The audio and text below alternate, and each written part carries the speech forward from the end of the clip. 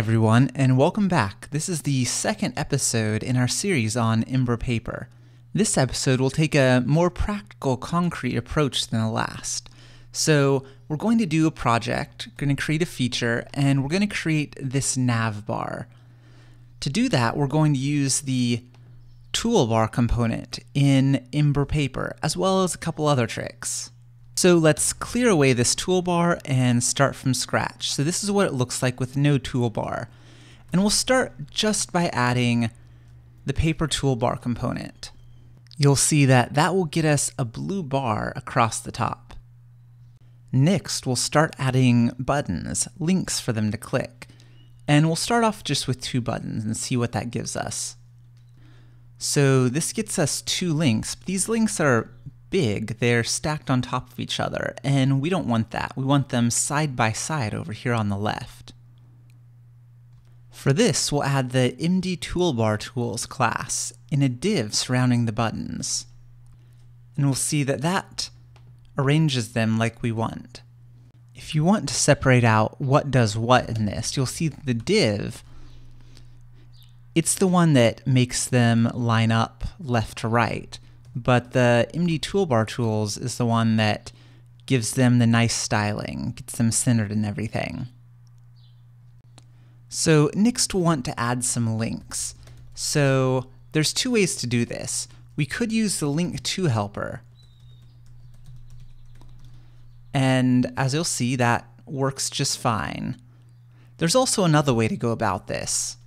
So if you want to install the Ember Transition Helper add-on, then what you can do is instead of a link to helper, you can just add an action. And this action will use the transition to helper that we pulled in through the add-on, and that'll work just like a link to. And as we'll see, this works just as well. One thing that doesn't work is foregoing this and putting the link to helper inside the button. So the reason this doesn't work is, it technically works, but see all this space? You can click here and not do anything. You have to actually click on the link. So your 2 choices are put the link to helper outside the button, or use the transition to helper. Now, excuse me one second while I add a lot more buttons and links for us to work with. You'll see that over towards the end, I'll be adding some links that have to do with authentication. And that'll be interesting for our styling in a second. So here we have a pretty nice looking navbar. But there is one thing that's odd. This log out, you would expect to see it typically over to the upper right instead of smashed in with the other links. Let's figure out how to do that.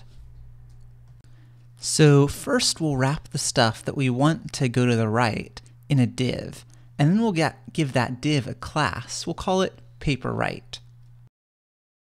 Then, when defining paper-right, I'll use my knowledge of Flexbox, and I know that if we call the margin left auto, that'll push it off to the right. That's just one of the ways Flexbox works. And there we go. Fantastic. So let's go ahead and add some finishing touches. We'll give it some icons, and using ember-paper icons is really easy. You just do paper icon and then one of these mini icons that they have available. So first we'll create one. We'll go ahead, and there happens to be a home icon available, so we'll use that. And then here for the user stuff, we'll go ahead and the paper icon we'll use is person. And here we have some nice cool icons in our layout. So this is a pretty sweet navbar. There is one weakness of it though, and that is that it's not responsive. So notice how logout gets cut off and these get smashed up against each other instead of stacking like you would responsively. If you have a nice, easy way to do this within ember-paper, please let me know in the comments.